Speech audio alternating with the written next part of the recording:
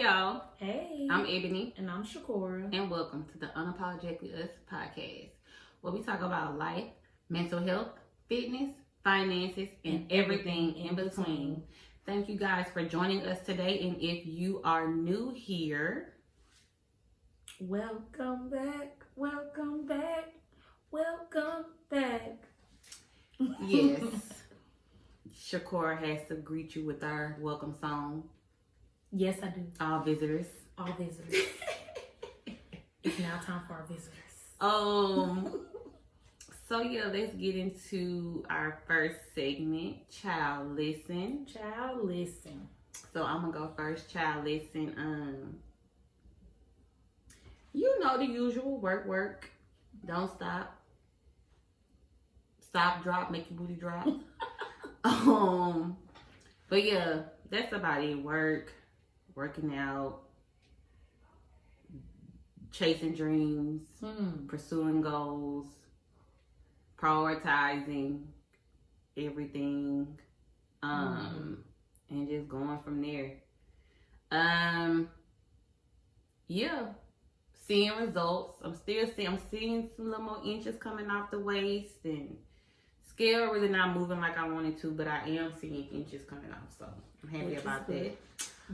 Other than that, nothing else. My life is boring. It's just work and sleep and work and sleep. That's about it. So what about you? Child, listen. I ordered a shirt for you though. What is it?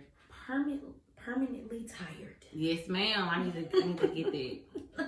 Run me that. I wore that shirt. When I saw it, I said, oh yeah, I'm gonna wear that, because when we say child listen, she tired always. But tired currently.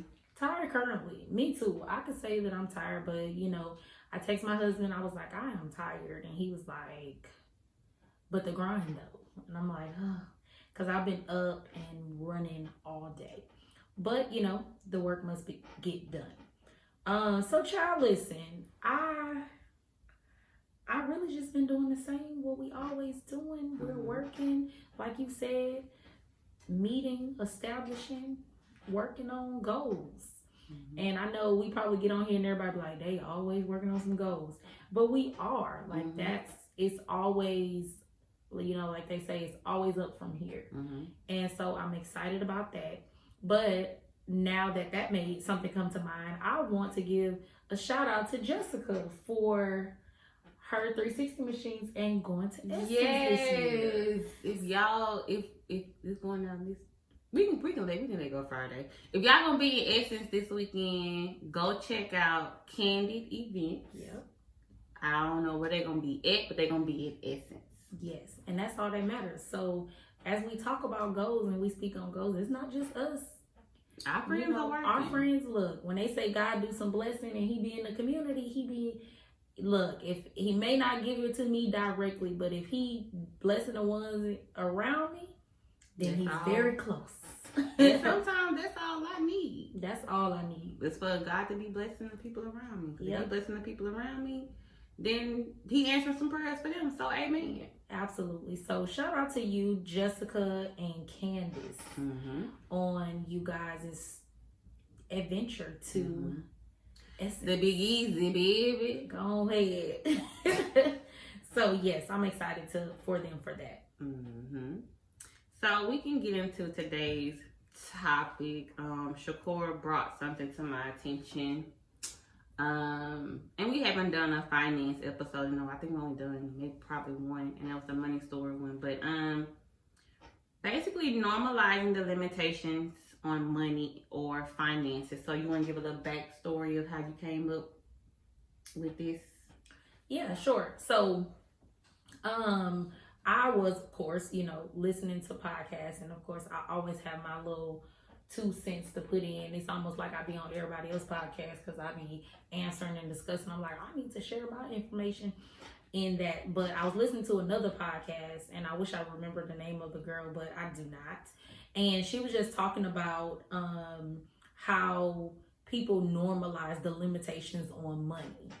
And I was like, girl, what you mean? You know, and we do. I do it. I am definitely guilty as charged in normalizing the limitations on money because of the background and because of your past, because of the generations behind you. So I think, during the money episode, we talked about just why and how we secure or where we feel comfortable with our money. So anywho, I was listening to that podcast, and so she talked about some very important things as it relates to putting limitations on money. As if it's a limited resource. It may be limited to a certain extent as far as getting it, obtaining it, or having it, I should say, but not obtaining it. Like if you put your best foot forward, you working on your goals, like we stated we always are, then the money gonna flow. And so I wanted to be able to come on here and, of course, share with Ebony and us, do the dialogue, do what we do, and then share with those who may be watching or listening, who may be struggling or dealing with the same thing and may not even know it, because it wasn't like I know my money story, but how she phrased it, like putting limits on your money or your finances. And I'm like, I didn't even look at it like that, but I do that. So we could get into that. Yeah, so the first point you talked about was treating or handling money as if it is a limited resource and not enough to go around. And I was listening to a podcast too, I think it was this week, and they were talking about just how, well, it was an old episode, but it was referring to Master P's comments about Clubhouse.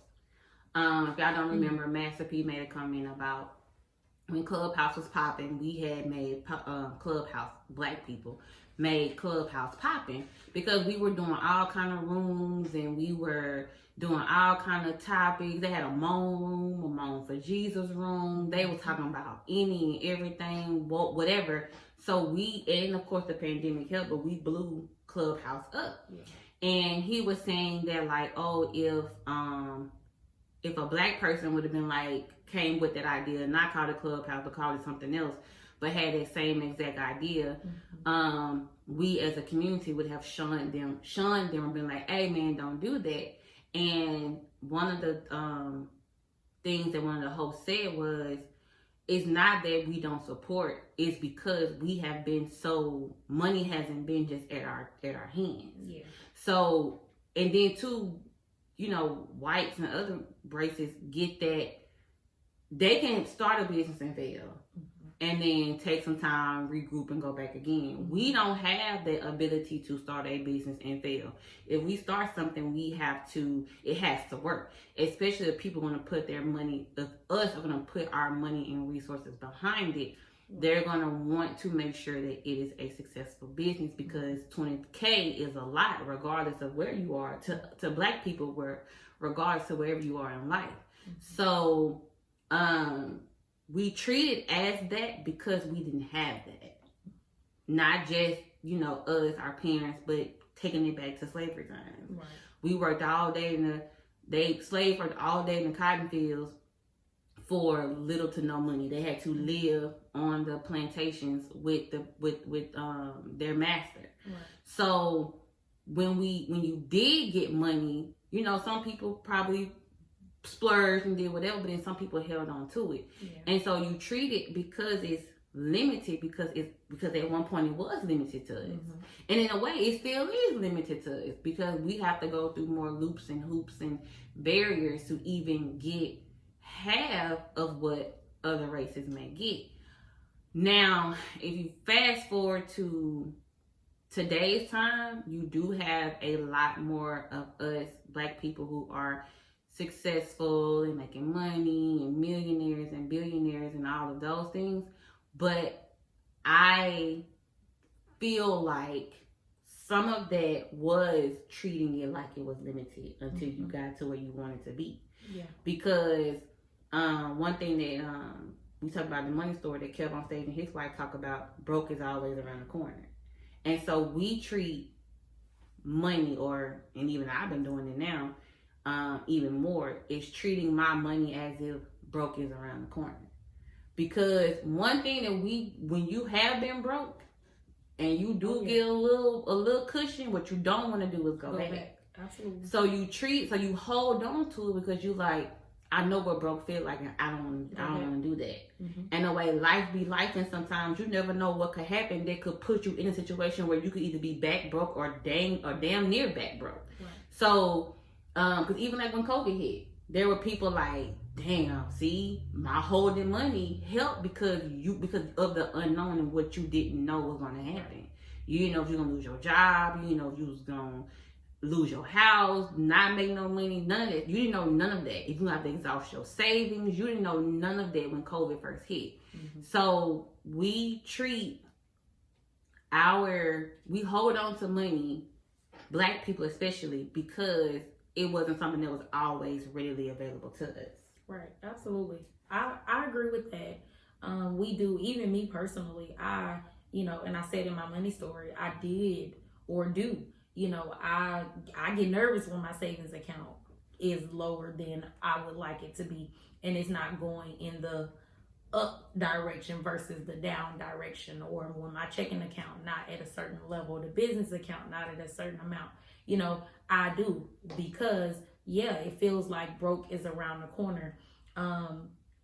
But I have been attempting, or at least trying to, not put that limit, not on just me, but even within my family as well, because I'll be quick to, we at a restaurant and my husband ordering something and he like, oh, can I get this meal and give me an extra side of this and the extra ranch and the extra. I'm like, why you have to do all the extra? Like, why we doing all that? That's $12 and we could have just went to Walmart and got all that stuff for $6.50. So just kind of trying not to put those limits on them too, because those small limits matter too. Not stopping your kid from getting something or asking for something in the store, even though you have it to give it to them. You can have the gum at the register that you see, or my baby like the little blow pop things or whatever. You can have that. And just trying to do my best with not limiting those things, because me, I will be quick to be like, I am not buying that at all. Don't ask me. No, I don't want a Louis purse and what the new purse they be wearing now, the little one with the little imprint. However, they be wearing, I'm buying it. Louis, YSL, Tory Burch. It started with a T. It's like tote bag. Not the tote one. Jacobs. Yeah, not the little tote one. However, I'm not buying it. I'm not Chanel. I'm not spending. We could talk about limits all day. But I'm not spending $1,300 on a purse. Barely. I leave mine on the restaurant chair when it's time to walk out. So I'm just not doing that. But I am being careful, because we do, especially as our society, we put limits on our money for sure. Because of, like you said, going back to just not having it, going back to slavery, going back to, whatever, generational things your parents went through or your grandparents went through, and you just trying to do something different. So you playing it safe. But so that is all understandable, but it then limits you. It limits your lifestyle. It causes you to keep that same generational thing going for your kids, because you still putting that limit on your money. You acting like you don't have it because you're trying to be safe when you really have it. Now, it's one thing when you got goals and you're trying to save and you trying to do whatever, but that, and that will go into the next thing. I'll let you introduce that, but that it's something that you deserve, but still being like, I'm not gonna do it, and setting that limit. Before we get into that next part, you said something about about just spending, period. The thing about it is, with the purse, I'm not spending X amount of dollars on a purse. Some people have their zhush, their thing. Yeah. Some people is shoes, some people is purses, some people is home things, some people is clothes, whatever. So they're like, okay, well, I ain't got to have the $800 shoes, but I can buy the $800 purse. You know, or I don't have to have, because you know, because if that's your thing, shoes absolutely. May not be your thing, but purses may be. Yeah, right. You know, and if I'm cool, then I can spend it. But before we get to that, Kevin on stage, I think it was an episode of The Office, he always refers to, because he's at that point where I ain't like just rich, but I ain't where I used to be. Like, and he was saying, I wish we can tell we're living in the good days. Because we be so gun-ho, we be so fit on save, broke, ain't got, lack, until you just sit down and look at it and be like, oh no, we good. We're good. And that ease of like, okay, I ain't gotta just be OD with my saving, but I ain't gotta just go crazy with it neither. So if I do want a Louis bag, just because I just want to see, absolutely, I can spend that $1,300 and go get the Louis bag. But you may spend the $1,300 and be like, yeah, this cool, but it ain't, you know, whatever. Or you may go buy the $800, the red bottoms, you know, just to see, just to have a pair, just be like, you know, I got a pair, I tried it, blah blah blah. Like, I hear red bottoms are not comfortable, so that's one thing I wouldn't spend on is some red bottom shoes. And I hardly wear heels now anyway, because I can get some weight off of me. But so what do you think your I would spend $1,300 on? Oh shoot. What is it for you? Is it purses? Is it shoes, hair, makeup? I'm not spending $1,300 on my hair. I will do quality, but I'm not going to spend $1,300. Okay. If I can find quality at a reasonable price, quality for what I need, right? Well, I'm just using $1,300 because I said that initially, but like, what is your? You know, see, I don't think I have a zhush. Me either. Mine is really just, if I'm going to spend this type of money on something, what benefits can I get out of it? So when we talk about hair, y'all haven't even seen my real hair on this podcast. So if I'm going to spend money on something, I have to see the longevity in it. Can I wear it more than once? Can I use it more than once? If it's hair, can I dye it? Purses, maybe because I did in college go for the Michael Kors and all of the whatever. A part of me still likes that, but a part of me now is just kind of like, as long as it's cute, you know, because it was a mind shift with me, and I guess with now, like, yeah, as long as it's cute, I don't care for spending $1,300 on it. But I don't have it. I don't have something that, because even with shoes, I buy it if I like it. Right. But I also know what I'm not going to spend. Right. But then too, I'm also good for if I want it. Like there's some I want to get some more tennis shoes. But okay, so if I'm gonna get these, what am I gonna cut off to get that, or what am I gonna put back to make sure I have it to go get it? So I am good with doing stuff like that. But I'm not gonna buy something just because it's $5 if it's poor quality. True. I'm not like them $4 shorts I just bought from Walmart. I don't know what I'm gonna do with them. But there's Walmart though. them can be like $4. They can be around the house shorts. Right. Yeah. Yeah. Like no, I would do that too. Oh, these can be cleaning shorts.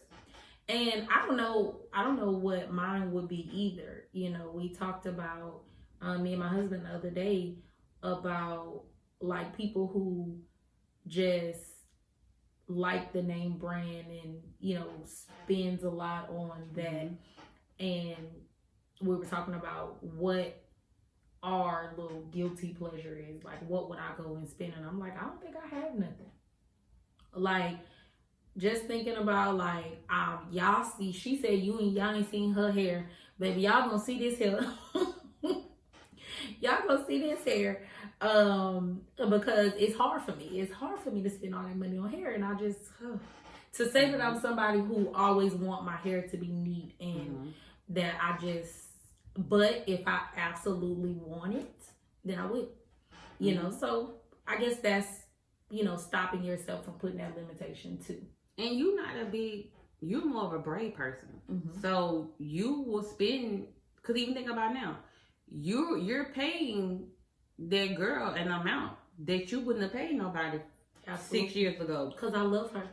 Exactly, but she's quality. She's quick. True. She's giving you the things that you need. Absolutely. So the same applies with other stuff too. Well, this is a hair store wig, surprisingly, and it was 40% off. So I actually I paid less than $200 for this. But for one, I've been in buku companies. You're not gonna find no wig, no decent, and you got factor in length. But you can't find no decent wig that don't look like the Momo wigs for under $100. So when I said, oh, it's a curly wig. I had saw it on somebody prior to doing it, and I said, okay, well, I waited a little while, because at the time she said it was like $400. So I said, I don't think I'm about to pay that much for it. For what? $400. Ooh, so I said, oh, I'm not paying for that. So I went. I waited like at least a month and a half, and I said, let me just go see. Let me feel it. Let me touch it. Let me get a feel of it. When I walked in there, it just so happened to be 40% off. I said, oh, well, now you're talking at this point. Now you're talking. Yeah, and then he knocked some more off of it because I asked for a longer inch and they didn't have it. Yeah. And so he was like, well, okay, I'll give it to you for this. I'm like, bet. So really, I thought he gave it to me for $150. And so I was like, cool. And I had ended up buying something else too, which brought it to $170. Right. But I said, bet. And I said, well, for $170, with the amount of wigs that I do have now, it can last. It should last. And I take care of my wigs. I don't play about that. You do. So I got one of hers now. She do. But yeah, so because I knew it was going to be, I was gonna have it for a while. Right, so even with the cutting back now, I'm like, because my nails still ain't done. Still not done. But I'm like, your nails or your hair right now. And because I've been without my nails, I can keep going out my nails. But my hair, I work. Gotta look cute. So or not even look cute. I just gotta have my hair done. Look cute. So, okay, looking cute. Thank you. But yeah. So let's go to the next part. You say feeling shame or regret every time you spend money, even if you have the money to spend. Making a purchase, feeling guilty, even though that purchase may have been greatly deserved or desired. Yep. And we kind of talked about that a little bit. Just, I want it, I'm going to buy it, but then I'm going to feel guilty about it. So elaborate on why you feel guilty about it. Because that going back to, dang, I shouldn't have spent that. Wow. That could have went to something else. What if something happened? I could have used that money for just a whole bunch of things that could possibly be going through your head based off the things that you've experienced, based off of what Kev on stage and his wife said. That Kev, when I just said Kev on stage, it made me laugh. You saw that video that they just made where his wife was walking. She had that long jean skirt on. I'm weak at that. But anywho, just like they said, it's like broke around the corner. And if, like my windshield has cracked some more, I may need that for my windshield. Why would I go spend X amount of dollar on this purse, even though I may want it, and then my windshield can crack tomorrow and I could have done that. Or I could have gotten that done. So just feeling that guilt, or knowing that it's not in your savings anymore. Just feeling guilty. Oh, I'm not supposed to make big purchases like this. Guilty. Or shame. Should I? I just, I told so-and-so I was struggling and I could be, or I'm saving. And then here I go with a new car. Because you saw Dad's post. My wife Well, I said I'm going to cut back, but I also just said I just purchased this wig. The thing about it is, and this was my motto, and I told Shakur this in college, if you can live after that purchase, then why feel bad about doing it? Mm-hmm. If your bills, if everything is current, your bills are paid, you know all your bills are done, your car note, insurance, all is done, then what's wrong with treating yourself to something that you want? Right, absolutely. Because it's not going to skip a beat. Mm-hmm. Granted, I saw this wig a while ago on somebody's head. But I said, well, what I'm not going to do is pay $400 for it. And even when I went in, I was like, well, damn, even if you see it, is you going to pay the $400? More than likely, I probably wouldn't. I'll probably try to find a plan B or something like that. Because I am being more tight with my money right now. But I didn't regret the $150 because, well, it's a discount at this point. Right. Facts. Or whatever. So, yeah, I'm going to get it. And I had just paid. My car note had just came out, so trifling. Or whatever. Like, my bills have come out. Like, I it wasn't like I moved some money over to not pay the car note and I went to go spend this. Like, no, my car note got paid. My bills are paid. There's gas in my car. So I'm good. Let me go ahead and just get this one little purchase. Absolutely. But also weighed it out, too. Like, so if I'm gonna do this, what you gonna push back to do this? Yeah, and that's right. That is logical thinking. You know, that is making sure bills and stuff is paid. Now, y'all don't be out there robbing Peter to pay Paul, pushing your car note back, trying to pay on day 10 because you're trying to go get a wig or a Louis Vuitton bag. You know, make sure that those things are taken care of and then treating yourself.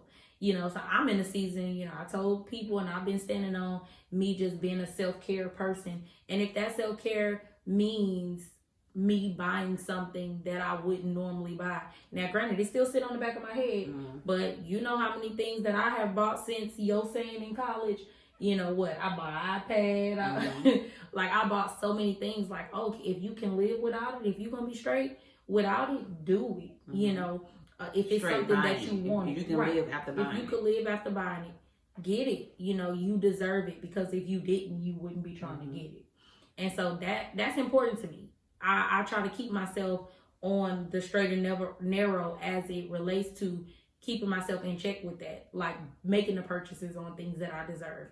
I deserve my Audi too, just so we clear.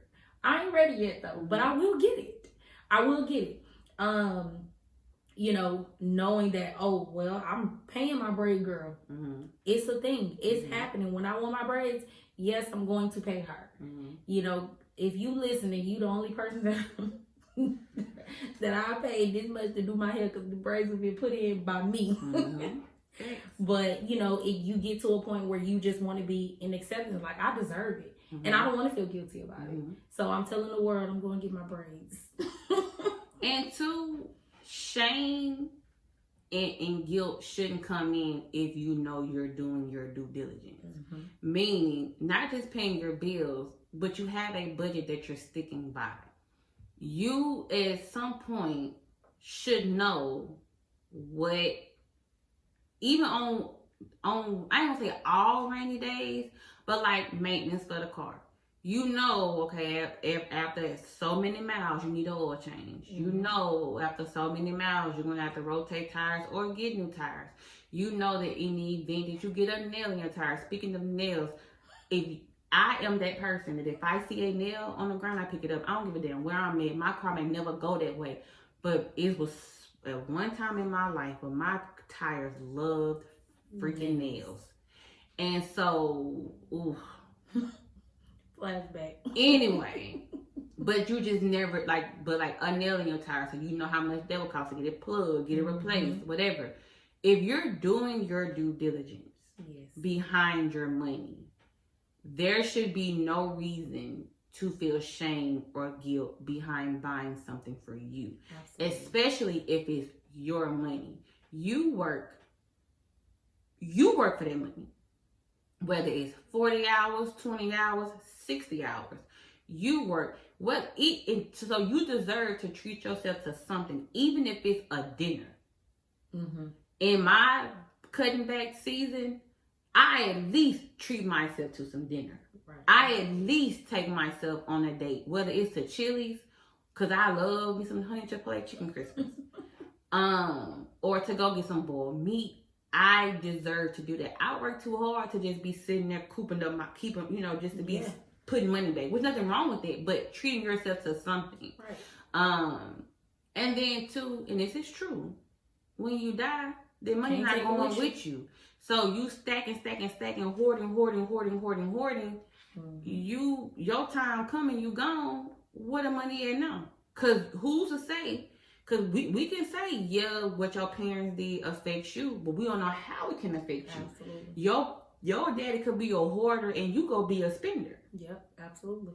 Or your parent be a spender and you go be a hoarder. You just never know which way that person's gonna receive that way of doing things. Mm-hmm. So you've been hoarded all this money, you die, and your family done spent all that crap up in a year and a half. Yep. So yeah, I'm not saying be bad with your money, but you hold yourself accountable, do that little inner work, and see if you're doing your due diligence behind your finances so that you can go and do certain things. Yes. Or whatever. Shakur, is a Honda person. Only car I know her to have is a Honda Accord. So when she said, I got my eye on this Audi, then this was years ago. But your car paid off. Mm-hmm. Of course, I wouldn't be in a rush to go get another car that quick. Right, absolutely. Let me enjoy not paying a car note right now. And it feels good. Yeah, let me I can take that money and save. I can go splurge a little bit on me at this point or whatever, because my budget gets my savings getting to see more money because I don't have this coming out of my monthly expenses. Absolutely. But I also can say, let me go get Jay hair braided by a braider this time, or let me go get this particular thing, because you paid your car off but you're still being diligent with your money. Absolutely. And so people like that, that would be my thing to them. Assess yourself, know what you're doing. And if you can live after that purchase, then go ahead and do it. Absolutely. Absolutely. You work too hard to not be able to enjoy at least a fruit of your labor. Absolutely. Not the fruit. Yeah, because fruits may be, too much. But you can get an apple. Don't get an apple. Right, right. And so I think it's just important for us and everybody to know that, again, assess where you at before spending, but also remembering to don't normalize the limitations. There may be some limitations, but don't normalize them. Get where you need to get your savings where it needs to be, and then you go get some things that you deserve. And don't feel guilty about it. Don't feel any shame or anything like that. Just do it. If you can survive after the purchase, you're good. Yeah, and I lost my thought. But yeah, if you're doing the work on yourself, I'll use my fitness and weight loss journey as an example. I am almost at 30. It don't feel like 30, and some days it don't look like it's 30. But people have been telling me like, oh yeah, that shirt look a little loose on you, or them pants, you wore them a couple weeks ago and they didn't look like that on you, or whatever. But what I do is I use the scale as an assessment to assess myself and say, okay, well, what did you do this month? I will say that, I don't always do everything right. My weakness right now is some mini strawberry shortcake ice cream cones that be at Rouse's and Walmart. Them things I just got to just say, oh, it's mini. Let me satisfy my period craving of ice cream. Before I knew it, I ate 4 because they were just this small. But I assess myself and say, this is what I did right. This is what I did wrong. Working 2 jobs, it was hard to go to the gym on days that I worked both jobs. So now I have mastered the art of a 35-minute workout in between jobs to just see, for one, because I was just napping in between, but to just see if this will give me the change that I need. Absolutely. So when it comes to your finances, if you're doing your due diligence behind your budget, if you know that even if you get to the point of enjoying the fruits of your labor, if you feel like you're doing too much, it's okay to pull it back a little bit. Because again, you don't want to get to the point of, oh, and I'm just spending the check and getting it right back or whatever. Like, you don't want to get to that point and then life happening, you broke. But if you can assess your budget every month, every quarter, whatever, and if you OD in it, scale back a little bit, just a little bit. Instead of getting an apple, an orange, and a grape, just get an apple and orange. Okay. Yeah. Just bottom line, do your due diligence behind what needs to be done. Absolutely. And be honest with yourself. Mm-hmm. That's the main thing. Be honest with yourself about your spending habits, whether they're good, whether they're bad, whatever. If you're saving properly, or what, it feels good to see your savings grow. Yes. It do hurt to see you leave, to see some of it go. But it do feel good to see your savings grow. Right. But it also feels good to want something and have the means to go and do it. And then be still, and your life don't miss a beat after you've done it. Mm-hmm. So, pay attention to that. Yes, absolutely. You have anything else you want to talk about? I do not. I just want to say before we get into the wind down portion that y'all pay attention to what's going on. Our fellow student loan peoples. The latest I checked was 2 days ago that they will be doing the cutoff with student loan pause in October. So just keep an eye out on that. Whatever your thing is behind that, whether you're gonna pay them back, whether you're not gonna pay them back, whether you just like help them people and them loans. Thank you for that free education. Help them people and them loans or whatever. You need to. So you might want to start thinking about what you want to do, hitting deferment, figuring out how much you owe and what your payments can be, if that's what you choose to do. But just to give y'all a heads up that although we have enjoyed not having to worry about having to pay for student loans, them calling you for payments and stuff like that, that over now will more than likely, high-key likely, be coming to an end in October. It's over now. Yes, ma'am. You ain't gonna make it because it's over.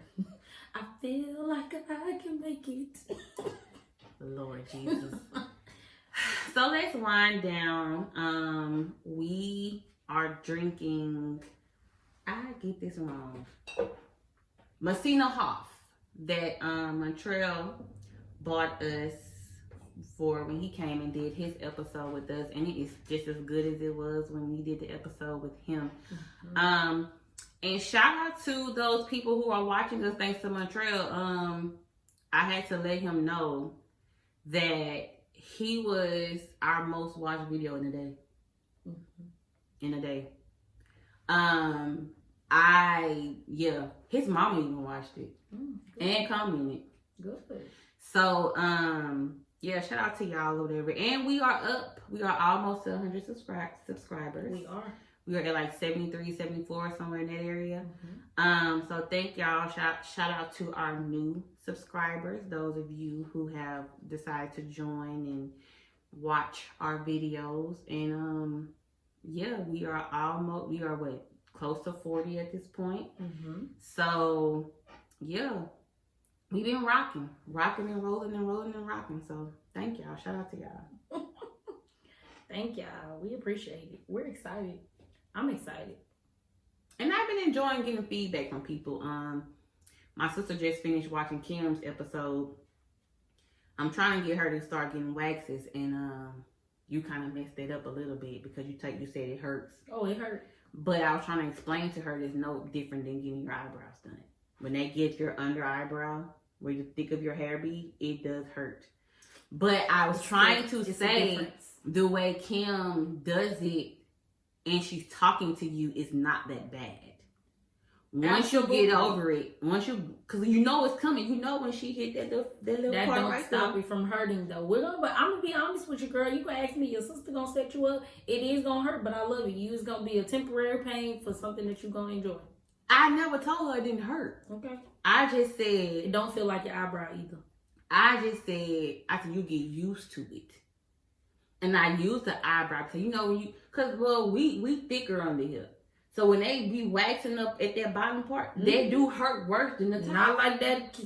But I'm saying, parts of the Brazilian hurt worse than the other ones. Oh, yeah, definitely. So that's what I'm saying. So after going so much, you know the hurt. The hurt about to come. Is not reduced, though. But yeah, so she enjoyed the episode and just getting feedback or whatever from people. So we really, really appreciate that. Yes.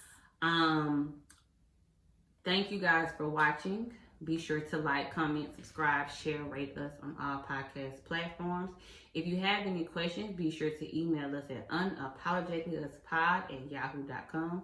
That is unapologeticallyuspod@yahoo.com. And if all minds are clear, all minds clear. We will see you guys in the next episode. Bye. Bye.